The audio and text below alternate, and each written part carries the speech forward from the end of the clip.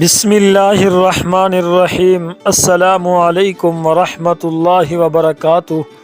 ناظرین کرام، اسلام کی تاریخ میں ایسے کئی عظیم المرتبت شخصیات گزری ہیں جنہوں نے دین اسلام کے لیے بے پناہ قربانیاں دیں۔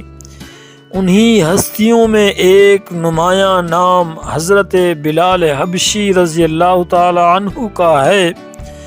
آپ کی زندگی ایک عظیم جد و جہد، صبر، استقامت اور اللہ کے دین سے بے پناہ محبت کی مثال ہے۔ آج ہم تفصیل سے بیان کریں گے کہ حضرت بلال رضی اللہ تعالی عنہ پر کیا کیا مظالم ڈھائے گئے، کیسے آپ نے اسلام قبول کیا اور آپ کی زندگی کا ہر پہلو ہمارے لیے ایک سبق کیوں ہے۔ یہ ویڈیو نہ صرف حضرت بلال رضی اللہ تعالی عنہ کے مصائب کی کہانی سنائے گی، بلکہ ہمارے ناظرین کو یہ سمجھنے میں مدد دے گی کہ ایمان کی راہ میں مشکلات آتی ہیں، لیکن صبر اور استقامت رکھنے والے ہمیشہ کامیاب ہوتے ہیں۔ ناظرین کرام، حضرت بلال حبشی رضی اللہ تعالی عنہ حبشہ موجودہ ایتھوپیا سے تعلق رکھتے تھے۔ آپ کے والد کا نام رباح اور والدہ کا نام حمامہ تھا۔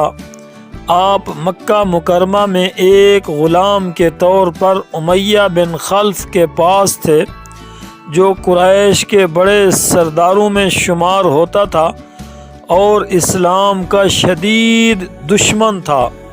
حضرت بلال حبشی رضی اللہ عنہ کا دل ابتدا ہی سے حق کی تلاش میں تھا۔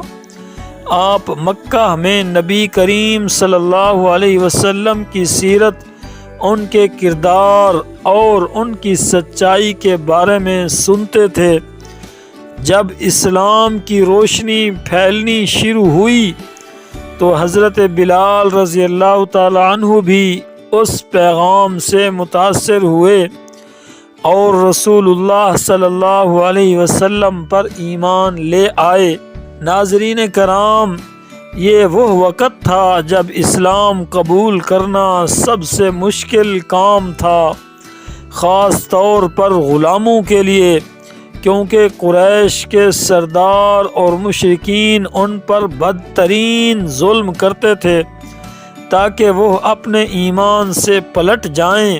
میرے پیارے ناظرین، جب حضرت بلال حبشی رضی اللہ تعالی عنہ کے اسلام قبول کرنے کی خبر مشرکین کو ملی، خاص طور پر ان کے مالک امیہ بن خلف کو، تو اس نے آپ پر ایسے ظلم کیے جن کو سن کر دل دہل جاتا ہے، انسان کی روح کانپ جاتی ہے۔ ایسے ظلم حضرت بلال رضی اللہ تعالی عنہ پر ہوئے۔ امیہ بن خلف نے حضرت بلال رضی اللہ تعالی عنہ کو تپتی ہوئی ریت پر ڈال دیا اور ان کے سینے پر بھاری پتھر رکھ دیا تاکہ وہ سانس نہ لے سکیں۔ اس پر بھی جب حضرت بلال رضی اللہ تعالی عنہ اپنے ایمان سے نہ ہٹے تو امیہ نے ان کو دہکتے ہوئے انگاروں پر لٹا دیا۔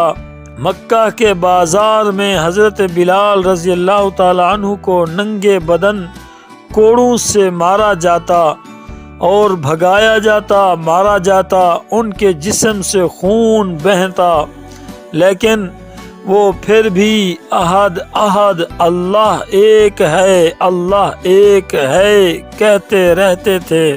ان کے جسم پر رسی باندھی جاتی اور انہیں مکہ کی تپتی زمین پر گھسیٹا جاتا تاکہ وہ اسلام چھوڑ دیں، لیکن وہ اپنی جگہ چٹان کی طرح مضبوط رہتے۔ میرے پیارے ناظرین، حضرت بلال رضی اللہ تعالی عنہ کی کہانی انتہائی دردناک ہے اور دل کو دہلا دینے والی ہے۔ انہیں کئی دنوں تک بھوکا پیاسا رکھا گیا تاکہ وہ کمزور ہو جائیں اور اپنا ایمان چھوڑ دیں۔ کئی بار ان کے جسم کو سرخ گرم لوہے سے جلایا گیا، لیکن ان کے صبر میں کمی نہ آئی۔ یہ سب مظالم اس لیے کیے گئے کہ حضرت بلال رضی اللہ تعالی عنہ اسلام چھوڑ دیں، لیکن انہوں نے اللہ کے دین پر ثابت قدمی دکھائی اور ہر ظلم سہ لیا۔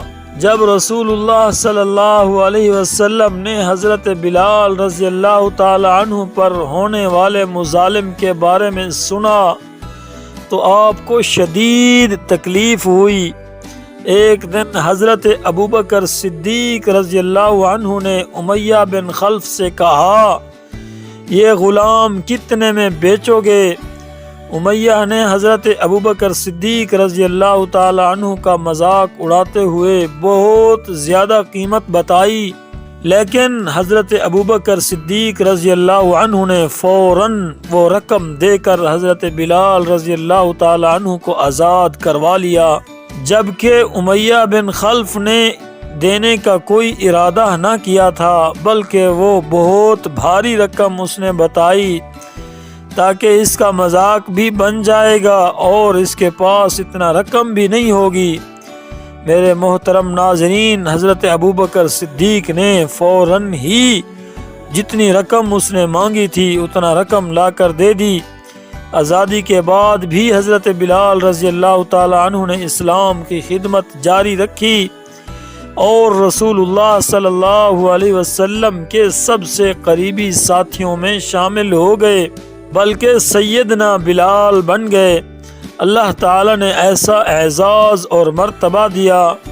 رسول اللہ صلی اللہ علیہ وسلم نے آپ کو اسلام کا پہلا مؤذن مقرر فرمایا اور آپ کی دلکش اذان سن کر صحابہ کرام کے دل خوشی سے بھر جاتے تھے۔